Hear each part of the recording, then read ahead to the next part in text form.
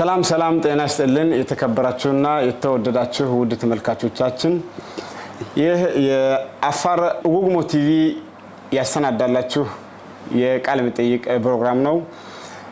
እንግዳዬ ዛሬ ከባድ እንግዳ ይዣለሁ። እንግዳዬ ሙሉ ስማቸው ጣሃ ደረሳ አሊ ሲሆን የትምህርት ዝግጅታቸው በአዲስ አበባ ዩኒቨርሲቲ የዲፕሎማሲና ዓለም አቀፍ ግንኙነቶች ማስተርስ ዲግሪ ምሩቅ ሲሆኑ በአሁኑ ሰዓት ከአፋር ብሔራዊ አንድነት አብዮታዊ ግንባር ጋር ለመታገል የትግል ሜዳ ገብቶ እነሆ ከኛ ጋር ይገኛል።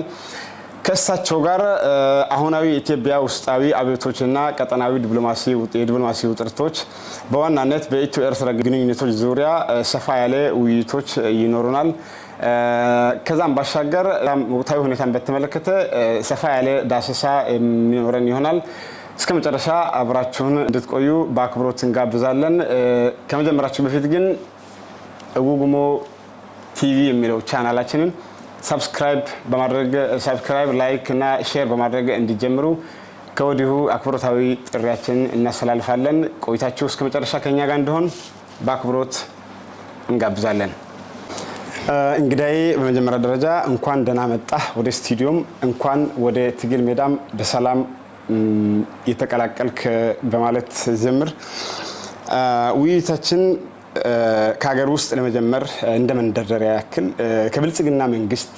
ከብልጽግና ፓርቲ ውልደት ማግስት ጀምሮ በሀገራችን ላይ እየተስተዋለ ያለው ነገር ሁኔታ ምን ይመስላል?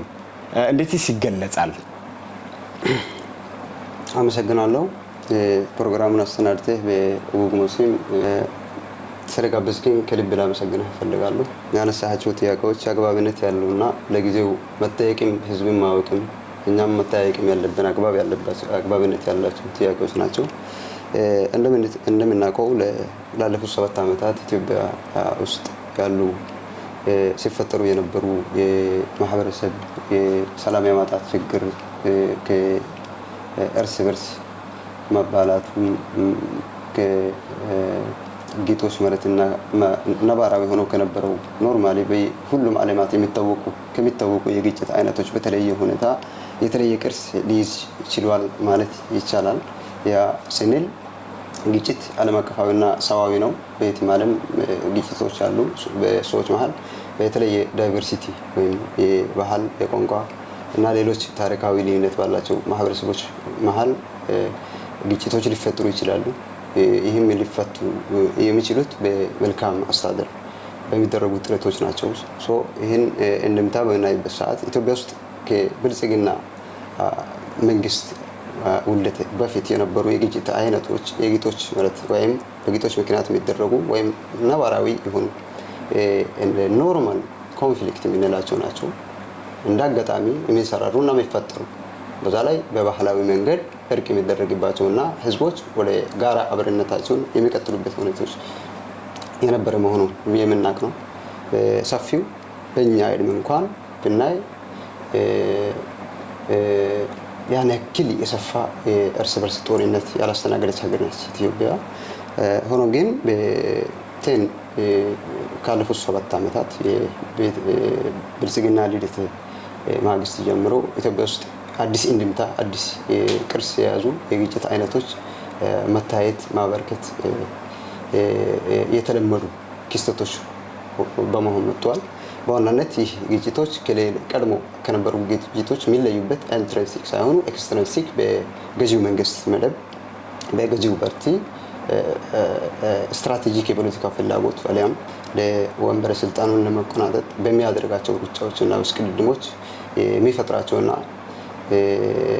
በማይተም መልኩ በሰፊው ተዘጋጅቶበት ተቀናብሮበት የሚሰራው እርስ በርስ ጦርነት ቅስቀሳና ስራዎች ስለሆኑ ሀገሪቷ ከነበረችበት እንወጣበታለን፣ ያልፍልናል፣ ይቀየራል፣ ይለወጣል፣ ህዝቦች የመኖር ተስፋቸውን ያለመልማሉ ተብሎ በሚታሰብበት ማግስት ወደ ለየለት ፓብሊክ ወይም ይሄ ማስ ዋር ሚሊዮኖች የሚገመቱ በሚሊዮኖች የሚቆጠሩ ማህበረሰቦች አንዱ በአንዱ ላይ የሚዝትበት ከመደበኛ ጦርነት ባለፈ አንዱ ላይ እልፍ የሚረማመዱበትና የሚጠፋፉበት አውድ ሆና የከረመች ከርማም እንዲሁ ወደ 8ኛ ዓመት መድረሳችን ነው። ሶ አጠቃላይ የኢትዮጵያ ነባራዊ ሁኔታ እንደምንረዳው ህዝቦች ተስፋ የነበራቸውን ቢሆን እንኳን ግጭቶቹ የፓርቲው ፍላጎት የፓርቲው ስፖንሰርሺፕ ያላቸው የፓርቲውን ስትራቴጂክ ወንበሩን የመቆናጠጥ ፍላጎት ላይ የተመሰረተ ብሔሮች አንዱ በአንዱ ላይ በመሰመት ጥያቄ ያላቸውን አጥፊጡ ጥያቄዎች እንዳይነሱ ጥያቄዎችን ከመመለስ ባለፈ የጥያቄ ባለቤቶችን የማስወገድ ዘመቻ የማስወገድ አይነት ኢሳቤዎች ያለበት በመሆኑ ከአሁን በፊት በታሪክ የምናውቃቸው የግጭት አይነቶች ወይም ሌሎች ክራይሲስ አይነቶች ልዩ የሆነ እና ከሀገር ውስጥም እይታና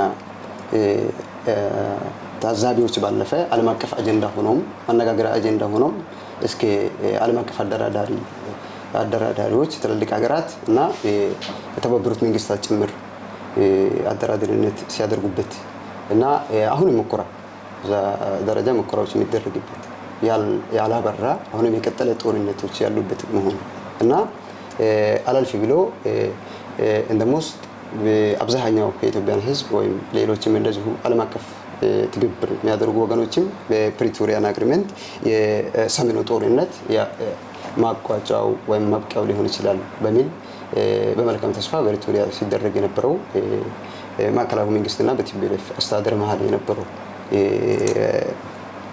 እልህ አስተዳደር ይሄ ብዙ አይነት የጦርነት ወንጀሎች የተከሰተበት ክስተቶች ያበቃል ተብሎ ቢፈራረምም እንኳን እስካሁን ያልተቋጨና መፍትሄ ያልተገኘለት ኮንቲኒየስ ጌም ሆኖ ይህ ሁኔታ ባለበት ሁኔታ ሲግናቶሪ ፓርቲስ የምንላቸው ውል ፈራሚ ፓርቲዎች ውሉን የማስፈጸም ግዴታ አለባቸው። ሁለቱም ፈራሚ ሲግናቶሪዎች በዋናነት ግን ያም ቢሆንም የበላይ ኃላፊነት የመፈጸም የበላይ ኃላፊነቱን ወልቆ ፌደራል መንግስት ነው። ቢሆንም ግን ፌደራል መንግስት በጉዳዩ ላይ ችልተኝነት አሊያም አለመፈጸም የፈለገ የሚመስልበት አኳኋኖች አሉ። ያ ማለት ቀድሞ ኢትዮጵያ ውስጥ ሲፈጠሩ ለነበሩ ችግሮች ዋናው መነሻው ጠንሳሹና ዋር ኮንስፒሬሲ ባለቤት ራሱ የሴንትራል ገቨርንመንት በመሆኑ እና ፖለቲካል ዲያሎግ አድርጎም ወንበርን በመካፈል ህዝብ እንደራሲ የሆኑ ሰዎችን የህዝብ ፍላጎትን መደፋፈን በኃይል ካለው ሚሊተሪ አቅም በመተማመን ሌሎች ጥያቄ ያላቸው ወገኖች ግን አደፍጥጦ ለመቀጠል ያሰበ ይመስላል። እስካሁንም የቀጠለ ጦርነት ነው። አሁናዊ ሁኔታው እንዲሁ ከሰሜናዊ ኢትዮጵያ ክፍል ባለፈ በትግራይ የሚታዩ እንደዚሁ በአማራ ክልል የሚታዩ የፋኖ ነፍጥ ያነገቡ የፋኖ ወጣቶች አልበገር ብሎ መብታቸውን ለመጠየቅ በረሃ ወጡ። ትግልን ከተቀላቀሉ አመታት አስቆጥሯል። ይሄው የክልሉ ዋና ከተማን ጭምር ከብልጽግናው መንግስት ቁጥጥር ውጭ የሆነበት አግባብ ነው ያለው። ይህ ማለት አማራ ክልል ላይ የሚደረጉ ሁኔታዎች ሙሉ በሙሉ ህዝባዊና ብሶት የወለደው የወጣቶች የውስጥ ምሬት የወለደ ውስጣዊ የዲሞክራሲ የፍትሃዊነት አብሮ የመጠቀም መብቶች እና ወሳኝ የሆኑ ቤዚክ ራይት ሲቲዝንስ የዜጎች መብቶችን ያጡና መብቶቻቸውን ለማግኘት ደግሞ በክንዳቸው ተዋግቶም ቢሆን ምንም ቢሆን መስዋዕትም ከፍሎ ማስጠበቅ እንደሚፈልጉ የሚያሳይ ነው። በምንም አይነት እስካሁን በተደረጉ ድርድሮች ቅቡልነት ያላገኙ ብልጽግና መንግስት ባደረጋቸው ድርድሮች በሌሎች አደራዳሪዎችም አስተናጋጅነት ባደረጋቸው ድርድሮች እስካሁን ምንም አይነት የእልባት ቅቡልነትም ያላገኘበት እንዲሁም በሌሎች ክልሎች የምናያቸው የኦሮሚያ ኦነግ ኃይል ጥያቄዎች እስካሁን ያልተመለሰበትና ከፊሉ የኦሮሞን ክፍል በኦነግ ኃይል የሚመራበት ስታተስ ኮ ነው ያለው። ይህ እንደ ወለጋ አካባቢዎችን ጭምር እና ሌሎች እንደዚሁ ሌሎች ክልሎች እንደ ቤንሻንጉል ያሉ ክልሎች እንደዚሁ በጠረፍ ወደ ሱዳን የሚያዋስኑ አካባቢዎች ሌላው የጦርነት ቀጠናም ሌሎች እንትንም ሆናለች።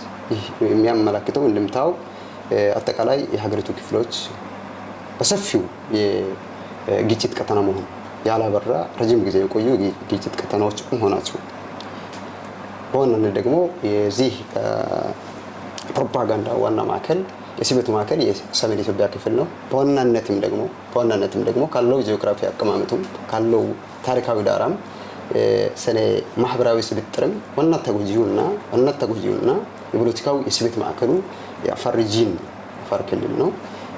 አፋር ብሔራዊ ክልላዊ መንግስትም የዚሁ የብልጽግና መራሹ መንግስት ዓላማ አስፈጻሚ ሆኖም ማዕከላዊ መንግስት የሚፈልጋቸው ፕሮፓጋንዳ አጀንዳዎች ሳክሲስ ለማድረግ የህዝብ ስነ-ልቦናን የህዝብ ፍላጎትን የህዝብ ነባራዊ የልማትና በሰላም ውሎ የማደር ፍላጎትን የመለወጥ ፍላጎትን መሰረታዊ የልማት ጥያቄዎችን አደፍጥጡ እነሱ ችላ ተብሎ ፋይናንስ ሊደረግባቸው የሚገቡ የልማት የእድገቶችና መሰረተ ልማቶችን ተረስቶ እንኳን የአይነት ጥያቄዎች ተጠይቆ እንኳን ምላሽ በማይሰጥበት ለጦርነት ነጋሪት ክልሉ ሙሉ በሙሉ ያለውን ሀብት ወጣት ሙሉ በሙሉ ለሰሜኑ ጦርነት ያለ ምንም ምክንያት በማይመለከቱ በተደረገው ጥንቁሳና እንስሳ ኮንስፒሬሲ ሌሎች ላይ እንዲዘምቱ ዜጎቻቸው በማይመለከታቸው ጦርነት እንዲያጡ ምክንያት ሆኖ በፕሪቶሪያ ሰሜን አካባቢ የነበረው ችግር አፋርም ጭምር ያጠቃ ትግራይም ጭምር ምድረ በዳ ያደረገ አማራን ያን ያክል ተጽዕኖ ስር ውስጥ ያስገባ ሌሎች የኤርትራ ክፍሎች ጋር ከኛም አልፎ ዘምቶ ሌሎች አይነት ውጊያዎችና የኮንፍሊክት የዋር ግጭት የመቀጠል አይነት ሁኔታዎች ተፈጥሮበት የነበረና ፕሪቶሪያም ቢሆን ፒስ አግሪመንቱ ተስፋ ተደርጎበት ወደ ሐላም ተመልሶ አሁንም ሊያገረሽት የሚችልበት አግባብነት ያለው ሊያገረሽበት የሚችል ምክንያቶች እና አሁናዊ ሁኔታ የብልጽግና መንግስት ከቀድሞ ሲተቱ ሳይማር ቀድሞ ከፈጸማቸው ሲተቶቹ ሳይማር ህዝብ አልተረዳኝም በሚል እልህኝነት ተንክሪኩ የገባው ከፓርቲዎቹ ጋር ሳይሆን ከህዝቡ ጋር መሆኑ ግልጽ አድርጎ ሊረዳ ሲገባ ቀደምት ዓመታት የፈጠራቸው ናሬሽን ወይም ይሄ መሰረተ ቢስ የሆኑ ትርክቶች አንዱ ላይ የማስዘመት ዘመቻዎች አሁን መልሶ የሚሰራ መስሎት ሊሞክር ይፈልጋል። ህዝቡ ያን አሻፈረ የሚሎ ሁሉም በረሃ ወጥቶ ሊታገልበት አግባብ ሁኔታ ነው ያለው። የአፋር አብዮታዊ ግንባርም ጉግሞም የዚሁ አንዱ የታሪካዊ የትግል የህዝባዊ ሪቮሉሽን አንዱ አካል ነው።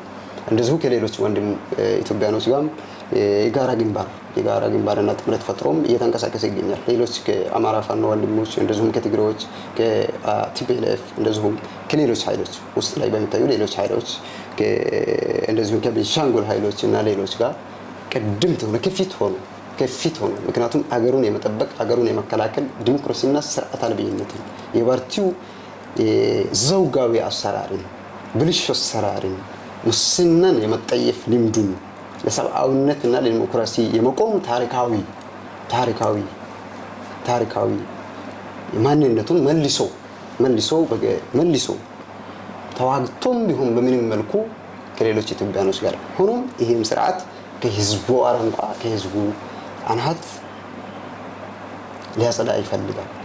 ዘመቻውም ጀምሯል። እያደረገበትም ነው፣ እያሳካም ነው። በሺዎች የሚቆጠሩ የጉግሞ የአፋር ወጣቶች ጉግሞን ተቀላቅለው ዛሬ ትጥቅ ሜዳ ትግል ላይ ናቸው።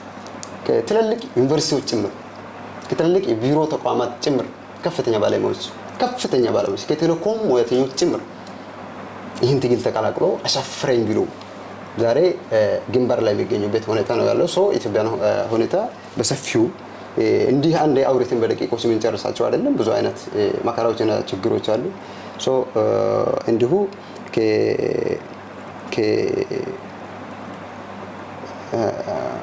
ካለፈ እርስ በርስ ጦርነት ወዳለቀለት ጄኖሳይድ ወይም ይሄ ማስ አትሮሲቲ የምንላቸው ማስ አትሮሲቲ የጅምላ አይነት ግድያዎች፣ ፍረጃዎች እና ሌሎች ህግ አልበኝነት የነገሰበት መሪው ፓርቲው ለህዝቡ ጥያቄና ለመደበኛው ለዲሞክራሲ ለሚታገሉ ፓርቲዎች ጥያቄዎች ምንም አይነት ህግ መንግስታዊ ኃላፊነቱን ተወጥቶ ጥያቄዎች የማይመለስበት የፓርላማ እንደራሴዎች ጥያቄ በጠየቁበት ጊዜ ጥያቄ በመጠየቃቸው ለእስር እንደውም ታስሮም መድኃኒት የመታከም ሰብአዊ መብት ክብራቸው የማይጠበቅበት አውድና ሁኔታ ነው ያለው። ለምሳሌ ያክል የአማራ ክልሉን የአብን አባል የነበረው ዮሐንስ ቧያለው ክርስቲያን ታደለ ይችላል። ክርስቲያን ታደለ የጠየቃቸው ጥያቄዎች ይሄ የአማራ ህዝብ ጥያቄ ነበር። ጥያቄው መመለስ በነበረበት አግባብ ተልዕኮ የታለፈ በመሆኑ እንኳን እሱን ህዝቡን ሱሪ ያስፈታለሁ ብሎ የዘመቱ ሱሪ ያስፈታለሁ ብሎ ፓርላማ ፊት የዛተበት አንዲት የሀገር ጠቅላይ ሚኒስትር በፍጹም ለህዝቡ ሞራል ለኢንራሲው እና ላለው ህግ መንግስታዊ ኃላፊነት ሞራላዊ ቫልዩ ሊል የማይችል ሊያደርግ የማይገባ አይነት ድርጊት ተፈጽሟል። ያም ነው ዛሬ ፋኖ አድማጭ የሚያዳምጣቸው ወኪል ስለሌላቸው በረሃ ዘምቶ እስካሁን የተዋጉ ያሉት። እንደዚሁም ሌሎች ኃይሎችም እንደዚሁ እንደራሲያቸው በፓርላማ ዘንድም ሆነ በፓርቲ ዘንድ ግለሰቡ ያቋቁመው ፓርቲ ለማለት ይከብዳል። ፓርቲ ማለት የምንችለው ህዝባዊ ሆኖ የህዝብን ሀሳብ ያማከለ የህዝብን ፍላጎት ያማከለ ጥያቄዎችን ለመመለስ የዜጎችን ውክልና በሚገባ ያቀናጀ እና ለመመለስ የሚጥር ሲሆን ነው። ይሄ የግል ርዕዮት ነው፣ የግል ፊሎሶፊ ነው። የግል ፊሎሶፊ ማለት አንድ ግለሰብ ፍልስፍና በእርግጥም የግል ፍልስፍና ሊኖረው አይችልም። በዓለም ደረጃ ፍልስፍና የጋራ ናቸው። ሰው በመሆናችን የጋራ የምንጋራቸው ፍልስፍናዎች አሉ። ሰው አንድ ሀገር የጋራ ዓለም የጋራ የሆነ ፍልስፍናዎች አሉ። በኢኮኖሚም በፖለቲካ አስተዳደርም እንደዚሁ ሌሎች በሂውማን ዴቨሎፕመንት የምንላቸው ነገሮችን ግን የኢትዮጵያም ሁኔታ ዶክተር አብይ ኢሳቤው ከግሉ የመነጨ የግሉ ህልም የግል ሀሳብ ከማንም ጋር ያልተጋራ ከማንም ምክረ ሀሳብ ያልወሰደበት ብቻውን ያቀናጀ የጻፈ ያቀደና ያቀዳቸው ሀሳቦች ደግሞ በእውነትነት ወደ ፓርቲነት የቀየረ ፓርቲነት ሲቀየርም ማንም ሳይወያይበት ብቻውን የፈጸመ ፓርቲነትም ቀይሮ ሀገር መንግስት ግንባታም በግሉ ብቻ ያደረገ በመሆኑ የማንም ህዝብ ጥያቄና ቅሬታ የማይመቸውና የማያዳምጥ በመሆኑ ችግሩ ያለምን መስተካከል ዓመታት የቀጠለ ነው ማለት እንችላለን። በሰፊው ጉዳይ ሰፊ ቢሆንም በዚህ ባቋቸው መልካም ይመስለኛል። አመሰግናለሁ። በጣም ደስ የሚል ማብራሪያና ደስ የሚል ገለጻ ነው፣ አሪፍ ገለጻ ነው። በመቀጠል የኢትዮጵያ ዲፕሎማሲያዊ ግንኙነት ከታሪካዊ ዳራ ጋር ስናስተያይ አሁናዊ ሁኔታው ምን ይመስላል? በዋናነት ደግሞ ከምስራቅ አፍሪካ ሀገራት ጋር ያለን ዲፕሎማሲያዊ ግንኙነት ምን ይመስላል የሚለውን እስቲ አጠር ባለመልኩ ብታብራራለን። አመሰግናለሁ። ዲፕሎማሲ ከንድፈ ሀሳቡ ትርጓሜው እና ዋናው ዓላማው በሀገራት መሀል በተለያዩ ሀገራት መሀል ያለው የእርስ በርስ ግንኙነት በተለይ የሰው ልጅ እንደመሆናችን መጠን ብቻችን የሚኖር እንስሶች አይደለንም። ሶሻል አኒማል የምንላቸው ማህበራዊ እንስሳ ናቸው ተብለው የሚጠሩት ለዚህ ነው። ሀገራት የየራሳቸው የሆነ የተለየ ፍላጎት አላቸው። አንደኛው ሀገር ውስጥ የምታገኘው በሌላኛው ሀገር ውስጥ አታገኝም። አንደኛው ጋር የጎደለው ሌላው ጋር የተትረፈረፈ ነው። ዓለም ውስጥ ደግሞ ሀብቶች እና ተፈጥሮዎች በኩል የተካፈሉ አይደሉም። አንደኛው ጋር በከፍተኛ ስካርስ የሆነው ወይም ውስን የሆነው በሌላኛው ጋር የተትረፈረፈ ነው። ሀገራት ለማደግ ለህዝብ ሲቲዝናቸው ህይወት ለመቀየር ሲሉ በውስጥ በሚያደርጋቸው አስተዳደራዊ መዋቅሮች ባለፈ ዓለም አቀፍ ግንኙነትን ይፈልጋሉ። ዓለም አቀፍ ዲፕሎማሲን መተግበር ይፈልጋሉ። ይህ ሲያደርጉ መርህን ተከትሎ ዓለም አቀፍ የትብብር መርህን የተከተለ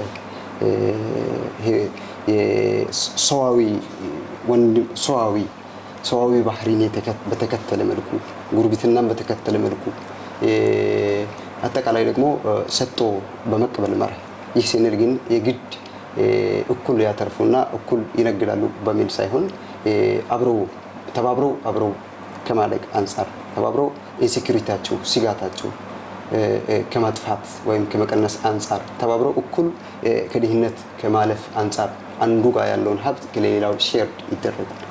ሀብት ብቻ ሳይሆን ቴክኖሎጂም እውቀቶችም ምርምሮችም ይጋራሉ። ስለዚህ ከዚህ አንጻር ነው ዲፕሎማሲ ለዓለም ዋና የልማቱ ቁልፍ ወይም ለአንዲት ሀገር ወሳኙ የብሔራዊ ጥቅም ማስጠበቂያ ቱል መሆኗ ነው። ማንም ሀገር ዲፕሎማሲ ያስፈልጋታል። ምክንያቱም የተተረፈረፈና ሁሉም በቤቱ አሙቆ ማብላት የሚችል ባለመኖሩ ሁሉም በቤቱ ሁሉም ነገር ማምረት ስለማይችል አንደኛው ጋር የጎደለው ካለበት ሰርቪሱም ሆነ ፕሮዳክቱን መጠቀም ስለሚፈልግ ዲፕሎማሲ ወሳኝ ነው። አጠቃላይ መርሁ አብሮ ከማደግ አብሮ ከመለወጥ ወንድማማዊነት እና ጉርብትናን መሰረት ባደረገ ሰዋዊ በሆነ ባህሪ የሚደረግ ነው። ጥያቄ መልስ ብዬ እንደገና ሳይ ሪቪው ሲናደርግ ኢትዮጵያ ዲፕሎማሲያዊ ጋራው አፍሪካ ውስጥ ቀዳሚ ሀገር ነች። ኢትዮጵያ ዲፕሎማሲ ቀዳሚ ሀገር ነች። ስሟ የሚጠራ እንደውም ሌሎች ጥቁራኖች መብቶችም እንደዚሁም አብዝታ የታገለች ሂውማን ራይት የምንላቸው የእኩልነት የምንላቸው ሌሎች አፍሪካም አራያ ሆና ጥቁሮች መብቶችም እንደዚሁ በዓለም እንደ አፍሪካ ሲምቦል ኦፍ የአፍሪካ አይደንቲቲ አይነት ተደርጋ ነው የምትወሰዱ በዲፕሎማሲ። እንደዚሁም ለሀገር ግንባታም እንደዚሁ ለነጻነት የአፍሪካ መሪዎች ያላቸው ሚናም ብንመለከት እንኳን እና ኃይለ ሥላሴ የአፍሪካ ሀገራት ከባርነት ለማላቀቅ ያደረጉት ትግሎች እንዲሁም ሰፋፊ የሆኑ ዓለም አቀፍ ተቋማትን ከመገንባት አንጻር ያደረጉት ሙከራዎች እና ኦርጋናይዜሽን ኦፍ አፍሪካን ዩኒየን እና መሰል ተግባራቶች አሉ። በ1923 የሊግ ኦፍ ኔሽን አፍሪካኖችን ሙሉ በመወከል ኢትዮጵያ ነበረች የተሳተፈችው። በሰፊው ስለ ኢትዮጵያ ስለ አፍሪካን ድምጽ ሆና ድምጿን ውክልናውን የሰጠችው ኢትዮጵያ ነበር። ኢትዮጵያ ተሳትፋ ሌሎችን ወክላ ነው ያለች። ከዛም አልፋ ኦርጋናይዜሽን ኦፍ አፍሪካን ዩኒየን የአፍሪካ አንድነት ተቋም እስከ መመስረትና ሌሎች በቀጣይ አፍሪካ እንዴት በጋራ ትኖር እንዴት ትለወጥ እስከ ማለት በመለወጥ በሚችልባቸው ፖሊሲዎች ጭምር አቅጣጫ ያስቀመጠችና እንዲሁም ሌሎች በአፍሪካን ሀገራት በአፍሪካን ሀገራት ይሄ ማጣመር ጥምረቱን ፌዴሬሽኑን በሚፈልጉ እንዴት አፍሪካኖች እንደ አንድ ሀገር መሆን አለባቸው በሚሉና ሌሎች በሂደት ይቀላቀሉ በሚሉ ግሩፖች መሃል በምዕራባውያን በተደረገው ቅስቀሳ የተከፋፈለ ሁኔታዎችም ነበሩ። ያ ማስታረቃ አፍሪካ ዩኒየን የጋራ ቤታቸው እንደሆነ የጋራ ፖሊሲም እንዲኖራቸው የጋራ ፋይናንስም እንዲኖራቸው ከራሷም አልፋ ለአፍሪካን ያነክል ብርሃን የሆነ ያነክል የነጻነት መመኪያ የሆነች ሀገር ነው። ከቅርቡ ታሪካት እንኳን ብንነሳ የኢስት አፍሪካን ብንመለከት የቅርብ ኢትዮጵያን ከቦ የሚገኙ በኢትዮጵያ አጎራባች የሚገኙ ኬንያን፣ ጅቡቲን፣ ኤርትራን፣ ሱዳን የአሁኗ ሱዳንን፣ ሶማሊያን እንደዚሁም ሌሎች ሀገራት ጋር ኢትዮጵያ የነበራት ይህ ዲፕሎማሲ እንድምታ ብንመለከት እንደ ሌሎች እንደ አገር የምትታይ አልነበረችም። የጋራ አባት ፋውንደር መስራች ሆና የታየችበት ሁኔታ ነው የነበረው። በሰፊው የሶማሊያን ሚሽን መመልከት እንችላለን። ኢትዮጵያ እንደ ዋና የሰላም ዘብ ሆና የአሚሶን ሚሽን ኦፍ ሶማሊያ አቋቁማ የራሷን ወታደሮች ልካ ሶማሌን ሰላም እስከ መስጠበቅ የሰራችበት፣ ሌሎችም እንደዚሁ በዳርፉር በሱዳን ከፍተኛ የሆነ ሴኩሪቲ ሚሽን ወስዳ ሱዳኖች ከእርስ በርስ ጦርነት ተመልሶ ሰላማዊ መንግስት መስራት እንዲያደርጉ ፕሬሸር ያደረገችበት፣ እንደዚሁ በሰፊው ሀገራዊ ተቋማትን ከማምራት አንጻር እንደ ኢጋድ መስረታ ቀጠናዊ ትብብር መንግስት እስከ መመስረት ድርጅት እስከ መመስረት እና ሌሎች አፍሪካ ሀገራት በትብብር አብሮ የማደግ መርህ ላይ ተሳታፊ ሆኖ በጋራ እንዲያድጉ እስከ መስቻል ድረስ ሚናዋ ዲፕሎማሲዋ የሰፋና በሌሎች አፍሪካን ሀገራት ከፍተኛ ተወዳጅነትና ቁብልነት የነበራት ሀገር ነች። በሌሎችም እንደዚሁ በኢኮኖሚክ ዲፕሎማሲ የምናይ ባለፉት 10 ዓመታት ብንመለከት ኢኮኖሚካሊ በጂዲፒ 14 በመቶ የኢኮኖሚ እድገት ስታሳይ የነበረች ሀገር ነች። 14 በመቶ ዲጂት ቀላል ዲጂት አይደለም። 14 በመቶ ኦይል የማያመርቱ ሀገራት ያነክል የልማት ትሩፋት አግኝቶ ያናክል ጂዲፒ ያሳድጋሉ ብሎም በምንም ዓለም የማይታሰቡ ናቸው። ሶ ኢኮኖሚካሊም ቢታይ ከፍተኛ ደረጃ ላይ የነበረች እና አሁንም ህዝባዊ ቅቡልነቷን ቢታይ እንደዚሁ በሌሎች አፍሪካኖች ሀገር በከፍተኛ ሁኔታ በምንም ግጭት በምንም መልኩ በሚፈጠሩ ጉዳዮች ላይ ቅድሚያ ተጠርታም ተደማጭነትም ያላትም ኢትዮጵያ ነበረች። ስሌት ቅርብ ጊዜ የምናውቀው ትውስታ ነው፣ በእኛ ዕድሜ የምናውቃቸው ናቸው። የዛሬው እንድምታ ብንመለከት ጂዲፒውን እንተውና በኋላ ተመልሰን እናወራበታለን። ቅቡልነቷስ ምን ያክል ነው? አሁናዊ ቅቡልነቷስ ምን ያክል ነው? እንደ አደራዳሪነት ትፈልጋለች ወይ? የሚሰማት ሀገር አለ ወይ? ዶክተር አብይ አሁን ሶማሊያ ሄደው ሶማሊያኖች ይሰሙታል ወይ? ፑንትላንድ ይሰሙታል ወይ?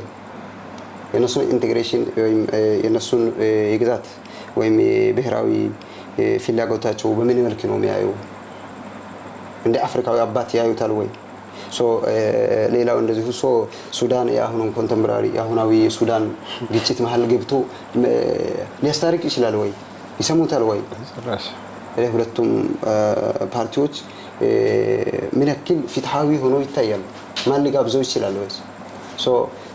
ጅቡቲም እንደዚሁ እስከ ፑንትላንድ ድረስ አጠቃላይ ስናይ ቀጠናው ሞቶ በሞቶ ኢትዮጵያ ከነበራት ተደማጭነት ዓለም አቀፋዊ ተደማጭነት ወይም ቀጠናዊ ተደማጭነት ወር ቀጠናዊ በላይነት ቀጠናው ላይ የብቻው ዘብ ጠባቂ ሆና አስታራቂ ሆና ሀሳብ አመንጭም ሆና እንደዚሁ የቀድሞ ጠቅላይ ሚኒስትር ኃይለማርያም እንደዚሁ በከፍተኛ ሁኔታ ሲንቀሳቀስበት የነበረ ሁኔታዎች አሉ። ቅቡልነት የነበራቸው አሁናዊ ታይም ግን እንኳን ጎረቤት ሀገራትን ሊያስታርቁ ጎረቤት ጠቅላይ ሚኒስትሩ ጎረቤት ውስጣቸው በሚኖሩ ክልሎች ምን አይነት ሁኔታዎች ውስጥ እንዳለ የምንመለከታቸው ናቸው። ፌሊያሪቲ ያለ ከፍተኛ የሆነ ውድቀት ገጥሞናል ለማለት ፈልጌ ነው። እውነት ነው እንዳልከው እንኳን አፍሪካን ሀገራት ሊያስታርቅና ሊያግባባ ቀርቶ እንዲሁም በተቃራኒ እያጋጨ በኢማራት አማካኝነት የውክልና ጦርነት እየመራ ያለበት ሁኔታዎች እየተስተዋለ ይገኛል በሱዳን አካባቢ በተለይ። እሺ ወደ ሌላው ጥያቄ ስናልፍ የኢትዮጵያ የባህር በር ጥያቄ እና የኤርትራ መንግስት ምላሽ ካለመጣጣሙም በላይ ወደ ቃላት መወራወርና እንዲሁም ደግሞ ወደ ጦርነት ዝግጅት የሚያመራ የሚመስል ሁኔታዎች እየተስተዋሉ ይገኛሉ። በዋናነት ደግሞ በኢትዮጵያ በኩል ለምሳሌ ሩቅ ሳንሄድ የባለፈው የፓርላማ ንግግርን መጥቀስ ይቻላል። ስለዚህ የባህር በር ጥያቄ ከዓለም አቀፍ ሕግጋት አንጻር ምን አይነት እንድምታ አለው? በዲፕሎማሲው ላይስ ምን አይነት ተጽዕኖ ይኖረዋል ብለህ ታስባለህ? አጠር ባለ መልኩ ብታብራራለን። አመሰግናለሁ ጋር የጠየቃቸው ያነሳኸው ጥያቄ አንድ ሰፋ ያለና ከብዙ ጉዳዮች ጋር የሚገናኝ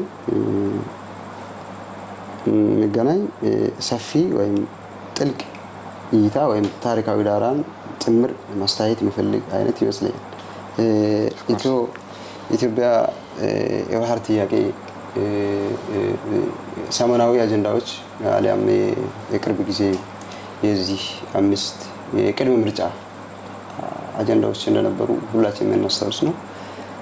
ግን በሰፊው ኢትዮጵያም ሆነች ሌላ ማንም ሀገር ወደብም ሊያስፈልጋት ይችላል፣ ሌላ ነገርም ሊያስፈልጋት ይችላል። ለሌላት በሚያስፈልጋት ነገር ዲፕሎማሲ መርህን ተከትላ የምትፈልገውን አክሰስ የዓለም አቀፍ ሕግን ተንተርሳ ማግኘት መቻል አለባት። ያ ሁሉም የዓለም ሀገራት ይህን አይነት ድርጊት የሚፈጽሙት ይህን አይነት አሰራር ጥያቄያቸው አቺቭ የሚያደርጉት በዓለም አቀፍ ሕግን መርህን ተከትለው እና የዲፕሎማሲያዊ ስርዓቱን ወይም ዲፕሎማሲያዊ አሰራሩን ዓለም አቀፍ ፖለቲካን በሚረዱበት አሰራር ነው። ኢትዮጵያ ይህን ጥያቄ ስታቀርብ ከኤርትራ በኩል በጎ ምላሽ ያልተሰጠበት እንደሆነ የምንረዳው ነው። ዋይ ለምንድን ነው ያልተሰጠው ከሚለው ቀይ ባህር ጥያቄ ባለፈ ኢትዮ ኤርትራ ሪሌሽን ታሪኩ ምን ነበር? መቼ ነበር የቆመው? መቼ ነበር የቀጠለው? መቼ ነበር ኢን ዋር የነበሩት? መቼ ነበር እርቅ የፈጠሩት? እርቁስ ኢሪል ነው ወይ ብሎ ማየት ይፈልጋል። በሰፊው ማየት ይፈልጋል። ያን ካየም በኋላ ነው የኢትዮጵያ ጥያቄ አግባብነት አለው የለውም፣ ህጉ ይፈቅደዋል አይፈቅደውም ብሎ ትክክለኛ ጥያቄ ነው፣ እውነት የህዝብ ጥያቄ ነው ወይስ ፓርቲ ወለድ ለናሽናል ፕሮፓጋንዳ ለብሔራዊ አንድነት አሊያም ሰብሳቢ አጀንዳ ለመፍጠር የፈጠሩት ነው? ትርክት ነው? ኦር ለምርጫ ቀስቀሳ የተጠቀሙት አጀንዳ ነው? ወይስ ሌላ ኮንስፓይረሲ ፖለቲክስ ያለበት አጀንዳ ነው? ወይስ ትክክለኛ የሆነ ከታች ወደ ላይ ከታችኛው ህብረተሰብ ጥያቄ ተነስቶ እንደራሴዎች ጋም ቀርቦ ፓርላመንት ቀርቦ ይፈጸምልን ይጠይቅልን መብታችን ነው ብሎ ያነሱት ጥያቄ ነው የሚለው በሚገባ ማጤን ማየት ይፈልጋል። ይህ ሂደቶች ሁላ ካየም በኋላ ነው ጥያቄው አግባብነት አልነበረውም ወይ አግባብነት አለው ወይስ ዓለም አቀፍ ህግ ይፈቅደዋል አይፈቅደውም ወደሚል ምን መጣ። እኔ ባለኝ አረዳድ እኔ ባለኝ አንደርስታንዲንግ በርግጥ ይህ አጀንዳ እንስከማቀው ዶክተር አብይ አጀንዳ ነው። ገናም ከመሰረቱ ኤሪትሪያ ጋር ግንኙነት በፈጠረበት ታይምም ሲያወራ የነበረ ነው። በግልጽ አስመራም ሲጠይቅ የነበረው ጥያቄ ነው።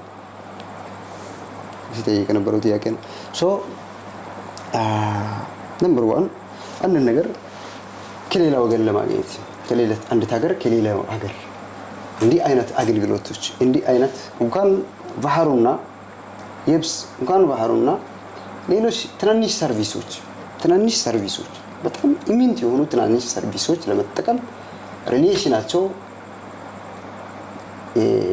ግንኙነት ታሪካቸው ሊያስተካክሉ ይገባል። ኢትዮ ኤርትራ ከ20 ዓመታት በኋላ ዝግ ሆነው ከቆዩ በኋላ አት ዘ ኤንድ የስሙላ እርቅ የመሰሉ ሰላምታዊ መቃየር ነገሮች የተደረገ ይመስለኛል። ምናልባት በእርግጠኝነት የሚያውቁት ባለቤቶቹ ናቸው ምን አይነት እርቅ እንደነበር። እርቁ አንድ ቤዚካሊ እርቁ ከማንም ጎረቤቶች ጋር ኤርትራን ብቻ ሳትሆን ሌሎች ከማንም ጋር ጦርነትና ማቆራረጥ የሚበጅም የጥቅምም አይደለም። ግን ካለፉ ታሪኮች 2002 ዋር ካደረጉ በኋላ ኢትዮ ኤርትራ አጠቃላይ ከነበሩበት ረጅም ዓመታት ከነበሩበት ደም አፋሳሽ ጦርነት በዓለም አቀፍ አደራዳሪዎች ፊት ተዳኝቶ ነው ዲማርክ ተደርጎ አትኮል የአግሪመንት ኦፍ አልጀርስ ተከትሎ የተለያዩ ሀገራት ናቸው ቁርሾ አላቸው። በመሃላቸው ከፍተኛ ደም አፋሳሽ ጦርነት የነበራቸው እርስ በርስ የተፋጁ ኢንዳንጀር የሆኑ ስታተስ ኮ ውስጥ የነበሩ ማህበረሰቦች ናቸው። ይህ ማህበረሰቦች ማስታረቅ በሚፈልግበት ሰዓት በጊዜው በግጭት ውስጥ የነበሩ ፓርቲዎች፣ ግለሰቦች አሊያም ብሔሮች ተሳትፎበታል ወይ? ኢንክሉሲቭ ነበር ወይ? የዛኔ የተጎዱ ወገኖችን በትክክል ያስታረቀ ነው ወይ? ኮምፐንሴሽን በሚገባ አግባብነት ያደረገ አካሄድ ተከትሏል ወይ? ያ አይነት ሂደቶች በሙሉ የማይከተል ከሆነ እርቁን አድርጓል ብሎ ማውራት መፈረጅ አሊያም ከዛ በኋላ ኤርትራ ጋር ኢትዮ ኤርትራ መሀል ሊፈጥሩ የሚችሉ ግለሰባዊ ግንኙነቶች ፋይዳ ያመጣሉ ተብሎም የማይታሰቡ ናቸው። ለምሳሌ ዋን ኦፍ ዘ ፓርቲ ከፍተኛ ኢትዮ ኤርትራ ጦርነት ውስጥ ከፍተኛ የዲሲሽን ሚናም የፖለቲካ ሚናም እንደዚሁም በቀጥታ ተጋላጭነትም በጉዳት ተጋላጭነትም ከፍተኛ ተጎጂ የነበረው የሰሜናዊ የኢትዮጵያ ክፍል በዋናነት አፋር እና ትግራይ አካባቢዎች ናቸው። በዋናነት ደግሞ ይህ ማለት ቢኤልኤፍ እና በጊዜው የነበረው የአፋር ፓርቲዎችን የሚያካትት ናቸው ማለት ነው። ዶክተር አብይ ኔጎሲዬሽን ሰላም ድርድሩን ለማድረግ ከአዲስ ወደ አስመራ በሚቀኑበት ሰዓት የትግራይ ኃይሎችን አላሳተፈም፣ ቲቤሎፎችን አላሳተፈም። የትግራይ ወገኖች ማናቸውም ቢሆን ሲቪል ኦርጋናይዜሽን እንኳን ቢሆን ሲቪል ኦርጋናይዜሽን የምንላቸው በጎ አድራጎት ድርጅቶች ወይም ከፖለቲካል ውጭ ያሉ ድርጅቶችም ቢሆን ሲቪክ ማህበራት ራይት ይህም ቢሆን ማናቸውም አላሳተፈበትም። ብቻውን ነው መጥቶ የታረቀው። ከንግግሩ እንደምንረዳው ከንግግሩ ራሱ ይዘን ቃል በቃል ካወራቸው ንግግሮች እንደምንረዳው እኔና እሱ ሲንደመር የምንካፈለው አሳብን ነው። በእኛ መርህ መካፈልም መቀነስም አለ ብሎ ይዚታል። ይህ ማለት ገና ከኤርትራ ጋር እርቅ ሲፈጽም በሌላው መርሁ ኤርትራን ያቀረባት ለሌላው ጠብ እንዲታገዘው ለሌላው በያዘው ጥላቻ እገዛ ወገንቲነት እና አጋርነት ፈልጎ እንጂ የእውነት ኢትዮ ኤርትራ መሀል በተፈጠሩ ቀድሞ ኔጋቲቭ ታሪኮችን አጥፍቶ መልሶ የህዝብ ለህዝብ ግንኙነትን መልሶ ኢኮኖሚን የማንሰራራት እና አብረው የመጠቀም መርህን ለማንሰራራት ያደረገ አይመስልም። አይዳውት ይሄ አይመስልም። ያ ቢሆን ኖሮ የትግራይ ኃይሎችን ይዞ በሄደ ነበር። የምንቀንሰው በእኛ ኢሳቤ የምንቀንሰውም አለ ቢሎም ኤርትራ ጋር ሲታረቅም ትግራይ ላይ ባልዛተ ነበር። so there is an indication ማለት የሆነ ፖለቲካል ኮንስፒረሲ ያለው ታሪኮ ያለው የሆነ ወይዎች ያለው የስልጣን በላይነቱን በሀገሪቱ ላይ ኢትዮጵያ ላይ አሊያም ቀጠናው ላይ ዘላቂ ሆኖ የነፍጠት አቅም እንዲኖሩ የሚያነሳቸው አጀንዳዎችና ትርክቶች እንጂ ኢትዮጵያን ለመጥቀም ያነሳቸው አግባብነት ያለው በህዝብ እንደራሲ የተነሳ አሊያም በህዝብ ጥያቄ ስነልቦና ውስጥ የተፈለገ ይኖረ ወይም በብሔራዊ ጥቅም ከመነላቸው ፕራይማሪ፣ ሴኮንዳሪ፣ ተርሸሪ ቀዳሚ እና ሁለተኛው ሶስተኛው የምንላቸው ፍላጎቶች አንፃር ቀይ ባህር ወይም ባህር ጥያቄ የለም። ኢትዮጵያን ፖሊሲ ብንመለከቱ ብናነብ እንኳን ፎሬን ፖሊሲ ብናነብ እንኳን ናሽናል ኢንተረስቱ የኢትዮጵያ ኢንስቴብ እስከምንናቸው ነው። አንደኛው ቴሪቶሪያል ኢንቴግሪቲን የመጠበቅ ነው። የግዛት ወሰን አንድነትን የመጠበቅ ነው። ከዛ ባለፈ ናሽናል ሴኩሪቲን ብሔራዊ ሰላምና ጸጥታን ማስጠበቅ ነው። ከዛ ባለፈ ሶስተኛው ኢኮኖሚካል የምንለው ነው።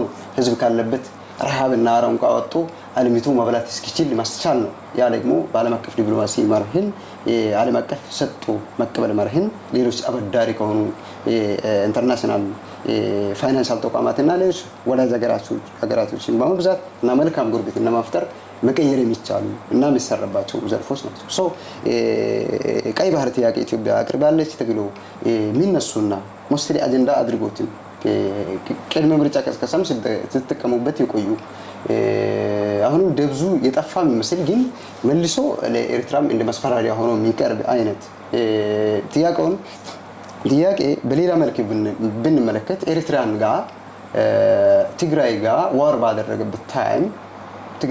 ባደረገበት ታይም ቆይቶም ቢሆን የፖለቲካል ፍላጎቱ ሌላው አሁንም ከኤርትራ ጋር ሌላ ወር እንዲኖር ስለፈለገ ይመስላል። ያ ማለት በህዝባዊ ስነ ልቦና ህዝባዊ ፍላጎቶች አፋር ነፃ አውጪ እንደ የአፋር ቀይ ባህር ፓርቲም እንደዚሁ አብዛኛው አፋር ቀይ ባህር አፋር ከአፋር እንዲጣመር ይፈልጋል፣ አንድ እንዲሆን ይፈልጋል። እንዲለይ የሚያስብ አፋር የለም። የትም ኤርትራ ውስጥም ጅቡቲ ውስጥም ኤኒዌር ማንንም ወንድማሞች እንዲለይ የሚያስብ የለም። ሶ ሬድ ሲ እንፈልጋለን ሲባል ማንኛውም የአፋር ስነ ልቦናን የሚገዛ አይነት እሳቤ ይመስላል። ይህ ሲሆን ሁሉም አፋሮች ለትግል ለወር ለኮንስፒረሲ ዋር ራሱን ያዘጋጃሉ ማለት ነው።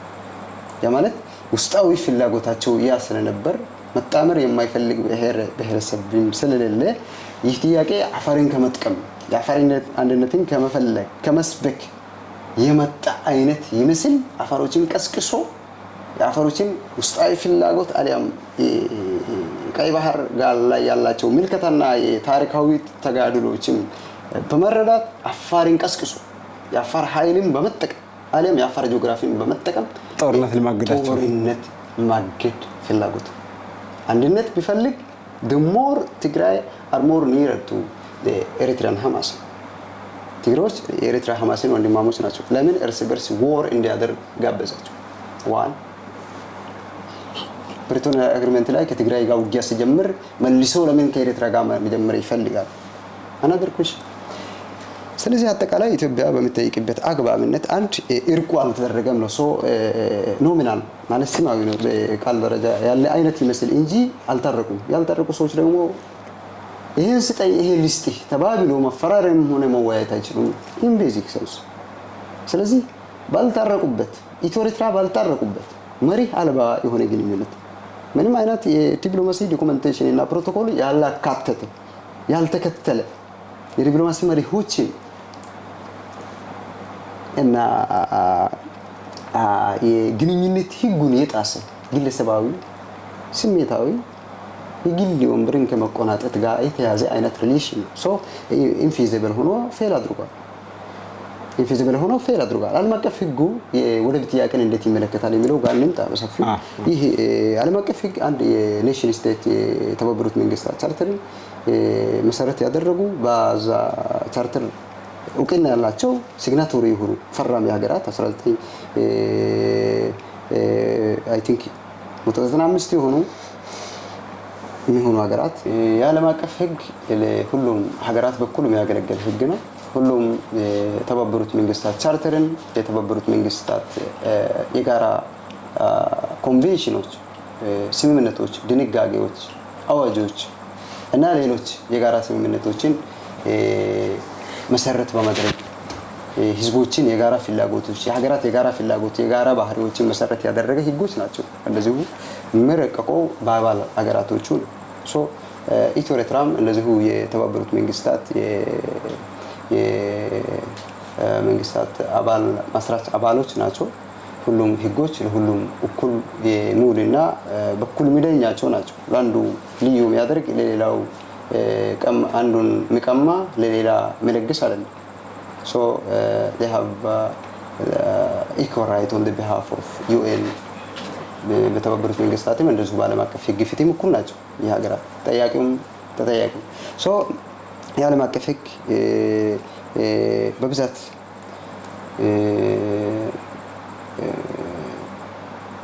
የጋራ ስምምነቶችን የሚፈልግ ካሁን በፊትም ሀገራት አንደኛው በሌላኛው ሀገር ስር የዓለም አቀፍ መርሆች አሉ። ሁሉም ሀገራት ማክበር ያለባቸው የጋራ የሆኑ የሀገራት ድንጋጌዎችና ህግጋቶች አሉ። ይህ ማለት በመሰረቱ አንዱ በሌላኛው ሀገር ላይ የመዛት አሊያም በውስጥ ጉዳዩ ላይ ጣልቃ የመግባት ጉልበት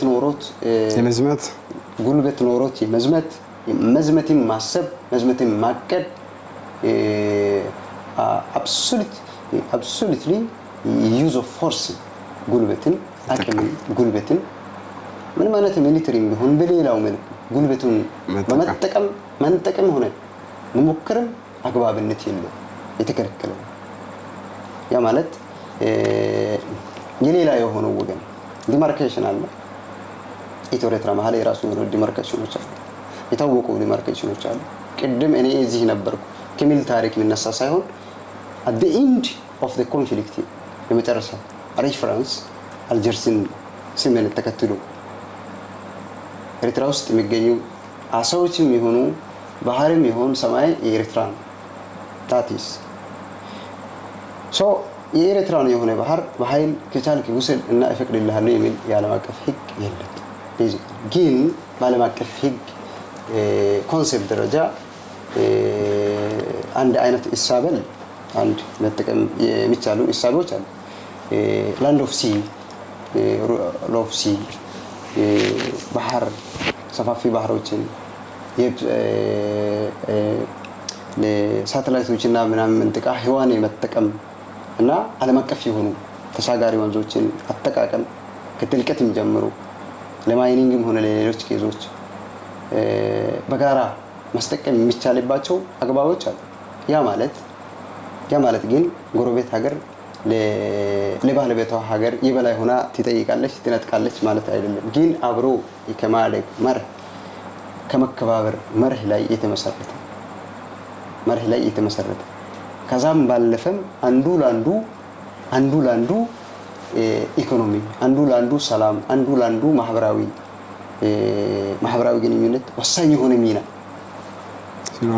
ሲኖራቸው አንዱ ጋር ያለው ሌላ ጋር መጠቀም ይችላሉ። ሶ በዚህኛው አግባብ ኦልሞስት ወደ 25 ማይልስ ይላሉ። ከዛ በኋላ ያለው ሲ የባህሩ ባለቤት የሆነችው ሀገር ስር የሚታደሩ ናቸው። እስከ 25 ማይል ባለፈ ኢንተርናሽናል እንትን ይሆናል። ይሄ ደግሞ በእኛው ኮንቴክስት የአይነት ልኬት የለውም።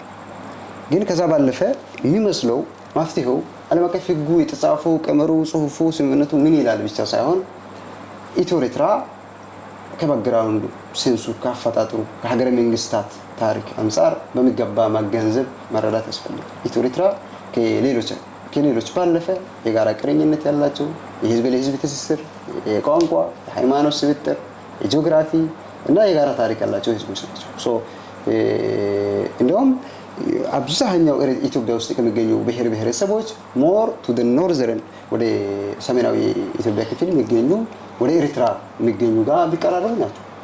ሶ ኢትዮጵያ ጋር በጣም የተቀራኘ የቋንቋ፣ የሃይማኖት፣ የታሪክ፣ የእሴት፣ የእሳቤ፣ የክለብ ሪሌሽን የታሪክ ተጋሪነት ያላቸው ናቸው። ግን ሎንግ ታይም የቆየ ዋርስ ችን ኤርትራ ኢንዲፔንደንት ስቴት ከመሆኑ ሙከራዎች እስካሁን በነበሩ የትግልና ትንቅንቆች ኢትዮጵያኖች እና ኤርትራኖች መሀል የነበረው ዝምድና እና አብሮ አንድ የመሆን እሳቤን የቀየረ ሶ አይ ዶንት ኖ መርጅ አድርጎ ወደ አንድ ዩናይት አድርጎ ሊያመጣቸው የሚችል ሌሎች የፌዴሬሽን ሲስተሞች አሉ። በሰፊው ሌሎች ምዕራባውያን ሀገራት ላይ የምናያቸው እነ መግሪብ እና ሌሎች የአፍሪካ ሀገራት ላይ የምናያቸው የጋራ እሳቤዎች አሉ። ኢንቴግሬሽን ያደርጋሉ። ወደ አንድ ዩናይት የሆነ የጋራ የመጠቀም ጥበብ ኢኮኖሚን በጋራ የመመስረት ጉዳዮች ውስጥ ይመጣሉ። ሌሎች አይነት ሰፋፊ የሆኑ አውዶች ላይ ይሳተፋሉ። የጋራ የሆነ ካረንሲ እስከመጠቀም ኢንቴግሬሽን የሚያደርጉ ሀገራት አሉ። ሌሎች ኢስት አፍሪካ ሀገራትም ሌሎች የእነ መግሪብ ሀገራትም መመልከት ይችላል። ሌሎች አውሮፓም እንደዚሁ። ሶ የግዴታ አንድ ሀገር መሆን የለብህም ለመጠቃቀም አሊያም አብሮ ለመኖር ወይ ለመለወጥ። ሶ ሞስቲኪ አብዛኛው የኢትዮ ኤርትራ ሪሌሽን ታሪካዊ ዳራው ከታሪኩ ጀምሮ ያባላሹት አይነትም ስለሆነ መልሶ አስተካክሎ የማስታረቅና ህዝብ ለህዝብ ግንኙነት ፈጥሮ መቀጠል መቻል አለባቸው። ከዛ በኋላ ነው ኢትዮጵያ ውስጥ ኤርትራ ውስጥ ባህርም ካለ አሳም ካለ ኢትዮጵያ ውስጥ ወርቅም ካለ ነዳጅም ካለ መገበያየትም መቃየርም አብሮ መኖርም አብሮ መሆንም የሚችል ሶ መታረቅ መቻል አለባቸው። ይህም መፈጸም የሚችል በጎ እሳቤነት ያለው የህዝቡን ሀገሩ አልፎ ለቀጠናው ለሀገሪቱ ለቀጠናው ለጎረቤቱም የሚያስብ መሪና ፓርቲ ያስፈልጋል። ኢትዮጵያ ግን በአሁኑ ታሪክ የአይነቱ እንኳን ለጎረቤቱ ለራሱ ህዝቡ እንኳን የማያስብ መሪና ፓርቲ የተፈጠረበት ሁኔታ ያለው ሶ ኢምፖሲብል ማለት በምንም መልኩ መቀጠል የሚችል አይነት ጥያቄም አይደለም፣ አግባብነትም የለውም። ባክግራውንድ በሌለው ስምምነቱም ኢሳቤው ጥያቄው እየተነሳ ያለው ኦር ለፕሮፓጋንዳው ነው እየተጠቀመው እንጂ ምንም መሰረት ቢስ ጥያቄ ነው ማለት ይቻላል። በጣም ደስ የሚል ገለጻና በጣም አሪፍ ማብራሪያ ነው ሰጠበት።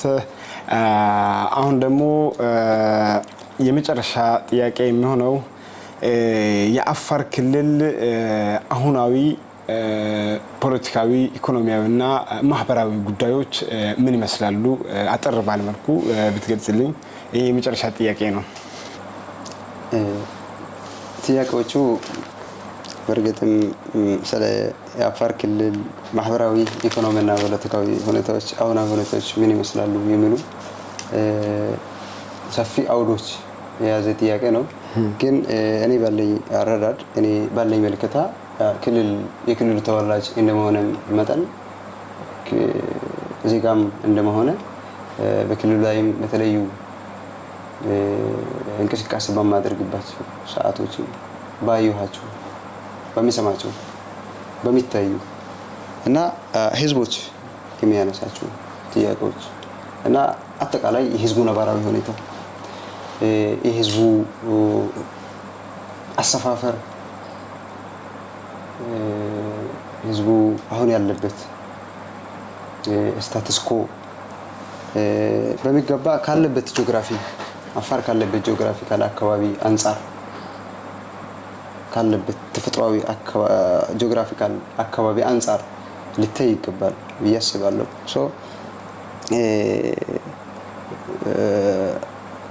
እንደዚህ ጋር አፋር ማህበረሰብ ልክ እንደ ሌሎችም ኢትዮጵያኖች ልክ እንደ ሌሎችም ማንም የዓለም ህዝብ አካል እንደመሆናቸው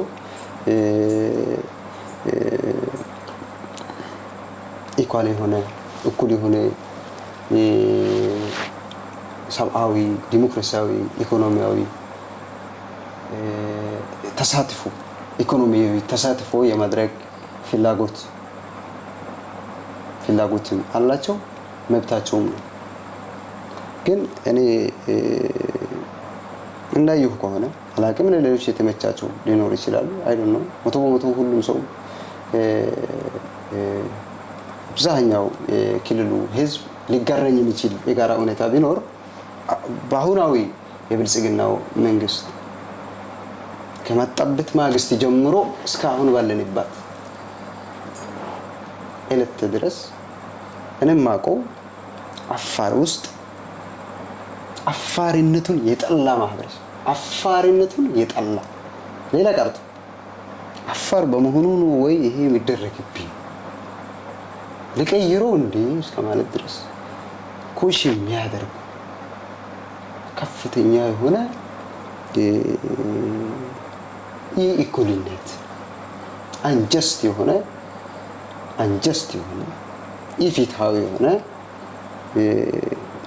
የስልጣን የኢኮኖሚ የአሳታፊነት የፖለቲካል ምልመላ አጠቃላይ በምንም መልኩ ህዝቡ መሳተፍ ባለባቸው መዋቅራዊ በሆነ መልኩ መሳተፍ ባለባቸው ሰርቪሶች ሁሉ ህዝባዊ ቅሬታ አላቸው። ህዝባዊ ቅሬታ ከመጠን ያለፈ እንደውም በንጽጽር ከማንም የኢትዮጵያ ክፍሎች በተለየ አፋር ሪጅን ሆም ኦፍ ኮራፕሽን ከፍተኛ የሆነ የሙስና ቤት ቢኖር ኢስት አፍሪካ ማለት ይቻላል።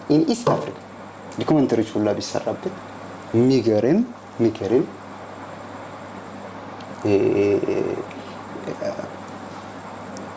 ለአዲሱ ለእንግዳው ለሆነ ሰው ተአምር ሊሆን የሚችል መንግስት ባለበት ሀገር እስከ መስባል ምናልባት እኔ የሚገርመኝ ግን የአፋር ማህበረሰብ አንዳንዴ ከሌሎች ማህበረሰቦች የሚለይባቸው ነገሮች አለ እንዴ ብሎ እስከመጠየቅ ራሴን እስከመጠየቅ ይህን ያክል ሙስና፣ ይህን ያክል ብልሹ አሰራር፣ ይህን ያክል ዘውጋዊነት፣ ይህን ያክል ወገንተኝነት፣ ይህን ያክል ቤተሰቡን ብቻ ሰፈርተኝነት፣ ቡድንተኝነት፣ ሰብአዊ መብት ረገጣ፣ መብቶች ማንም የዲሞክራሲ መሰል መብቱን እየጠየቀ ወጣት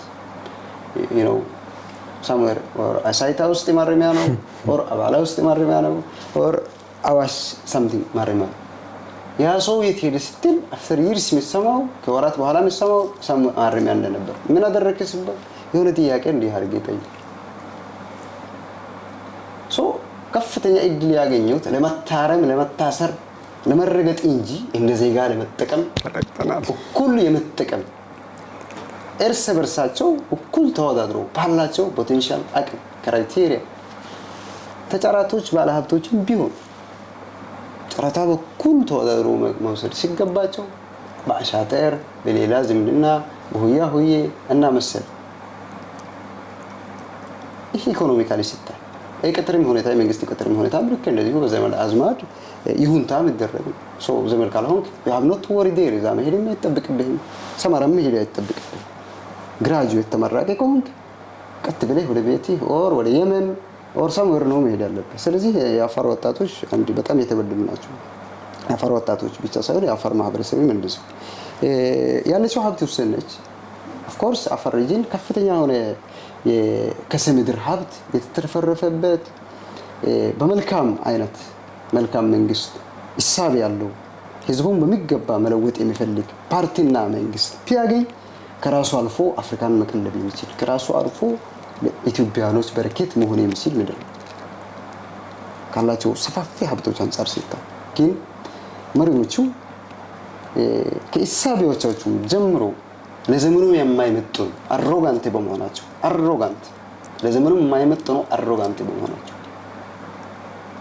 በመሆናቸው ኢሳቢያቸው ከሁሉ ባለፈ ለህዝቡ ማሰብ የሚችል ሰፋፊ ሀብቶችን ለሀገር ልማት መዋል የሚችል ስነ-ልቦናና አእምሮ ያላቸው አይደሉም።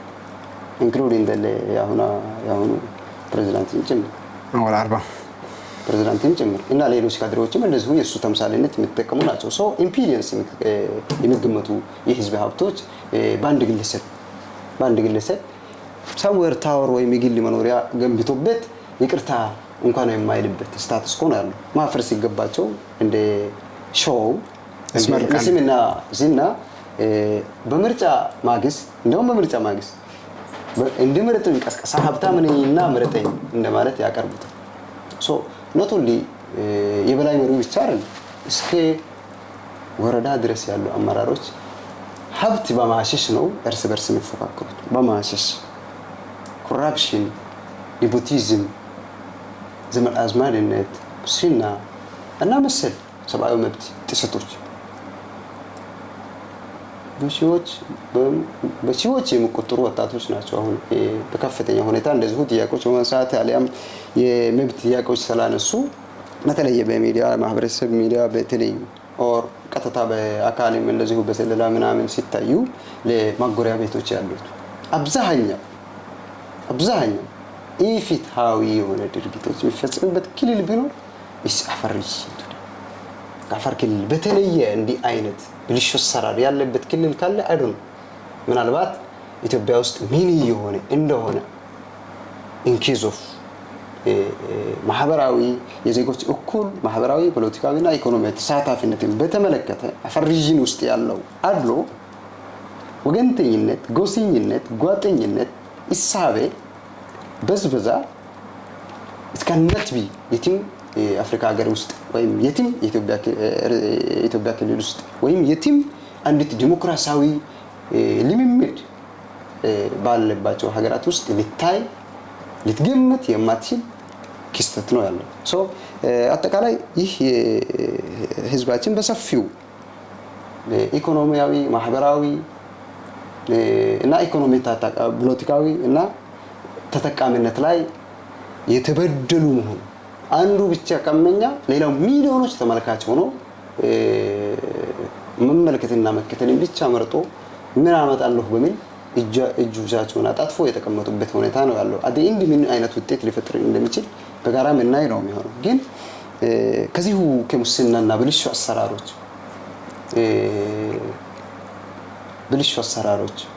እንደውም አፋር ውስጥ አሁን ካልቸር እየሆነ የአፋር ባህል ነው እንደ ሙስና እስከማለት ድረስ የአፋር ባህል ነው ወይስ እስከማለት ድረስ ሲምፖዚየሞች ላይ ሊቀርቡ ይችላሉ። ምናልባት ቀጣይ መንግስታት ላይ እንደዚህ መልካም አስተዳደሮች፣ ጥሩ ፓርቲዎች፣ ለህዝብ መቆርቆሩ፣ ጀስቲስ፣ ፍትሃዊነት፣ እኩል ተጠቃሚነት፣ ዜጎችን ላለመበደል ኢኳሊቲ ተደርገን እንመራለን የሚሉ ፓርቲዎች ከተፈጠሩ ምናልባት እንደ ኔክስት ጀነሬሽን እንደ ሲምፖዚየም ይቀርባሉ የዚህ ሰዎች ድርጊት። ሶ ከዚህ ባለፈ ህዝቦቹ በኢኮኖሚካሊ መጠቀም እንኳን ባይችሉ ኢኳሊ መጠቀም ባይችሉ እድሎቹ እንኳን ባይኖራቸው በሰላም ሰርቫይቭ አድርጎ እቤት የማደር ዋስትና የሌላቸው ይህ ሁላ ኮረፕሽን ውስጥ ለአመታት ሲዘፈቁ የነበሩ አመራሮች አሁንም መልሶ የጦርነት አጀንዳ ቀስቃሽነት ያላቸው ማለት for the sake of whom ለማን አፈር ፈልጎት ነው ቲቤልፍ ጋር ሂዶ ትግራይ ዋር ውስጥ ሲገባ የነበረው ፈልጎ ነው ወይ ይሄን ሲያደርግ የነበረው ፈልጎ ነው ወይ? ከዛ ማህበረሰብ ጋር ምንም አይነት ታሪካዊ ቁርሾ የለን። ትግራይ ከአፋር ጋር ምንም አይነት ታሪካዊ ቁርሾ የለን። ግን አቢቾ ይሄን ፕሮፓጋንዳ ፈጥሮ አፋር ላይ ሰጠ። ምስትር ፕሬዝዳንት ይሄን ኡኒ እንደሆነ አደረገ። ባባላ በዛ ኤሪያ ምን እንደተከሰተ ምናቀው። አሁንም ቢሆን አፋር ውስጥ ባለው ሁኔታ ከፍተኛ የሆነ ኢንሴኩሪቲ የመኖር ስጋት ነገ ሊቆይ ይችላል ወይ? ቤት አባላ ነው ያለኝ ቤቴን የዳኑር ጫፍ ልውሰድ ወይስ አዋሽ ልውሰድ? ኦኬ ወይስ ይዤው ሳሙር ሊሄድ ነገ ጦርነት ሊፈጠር ነው በሚል ዛቻ ስጋት ውስጥ ነው ያለው። ለምን በህዝቡ ፍላጎት ምንነሳ ጦርነት ነው ወይ ነበር? የሌሎች ጦሮች ልክ እንደ ሐራ መሬት ያሉ አፋር ውስጥ ቁጭ ብሎ ከአፋር ጀርባ ተኩሶ ነገ በትግራይና በአፋር መሀል ሌላ ደም አፋሳሽ ጦርነት እንዲፈጠር አዘጋጅቶ ቀምሮ በጅቶ በአፋር እና በትግራይ ቦርደር ላይ እንዲቀመጡ አድርጓል። ባለፈውም እንደ ፕሮፓጋንዳ እኔ የገረመኝ እንዴት አንድ ፓርቲ ግመሉን ራሱ ገዝቶ ራሱ ገሎ ቲቤሌፍ ገደለ ብሎ ፕሮፓጋንዳ ይሰራል። እንደዚህ አይነት ሁኔታዎች ናቸው። የሚያሳዝኑ ሁኔታዎች አሉ። ግን አጠቃላይ አፋር ላይ እየተከሰተ ባሉ ሁኔታዎች የአፋር ጉግሞ ተመጣጣኝ የሆነ ወሳኝ የሆነ አስፈላጊ በሆነ ሰዓት አስተዳደራዊ እርምጃዎችን ሚሊተሪ እርምጃዎችን ጭምር የፖለቲካ አቅጣጫዎችን ጭምር ለአፋር ህብረተሰብ ዋስትና የሚሆኑ ለቀጣይ ዋስትና ቀጠናው ላይ ለቀጣይነት ሊፈቱና ሊቀጡ በሚችሉ ሁኔታዎች ላይ ራሱን እያዘጋጀበት ይገኛል። እስካሁን ወደ በሺዎች የሚቆጠሩ ወታደሮችን በማሰልጠን ላይ ነው። የራሱ ፖለቲካ ምህዳሩን አስፍቷል። የወንድማማችነት ትብብሮች ከሌሎች ፓርቲዎች ጋር መስርቷል። ስለዚህ የአፋር ህዝብ ከጎናችን እንዲሆን ጥሪ እንዳደርግ እፈልጋለሁ። እሺ ጓድ ጣሃ ዳርሳ ለነበረን ቆይታ እጅግ አድርጌ በራሴና በተመልካቾቼ ስም ላመሰግንህ እወዳለሁ። ውይይታችን በዚህ አይበቃም። ኢንሻአላህ ሌላ ጊዜም እንዲሁ እንቀጥላለን። ለዛሬ የነበረን ቆይታ እዚህ ጋር እናበቃለን። ለነበረን ቆይታ እጅግ አድርገን እናመሰግናለን። ተመልካቾቻችን ከጓድ ጣሃ ዳርሳ ጋር የነበረን ቆይታ ዛሬው በዚህ አብቅተናል። ቀጣይ በሰፊው በሌሎች ፕሮግራሞችና አጀንዳዎች ተመልሰን የምንገናኝ ይሆናል። ቻናላችን እውጉሞ ቲቪን ሰብስክራይብ በማድረግ ወዳጅ ይሁኑ። እናመሰግናለን።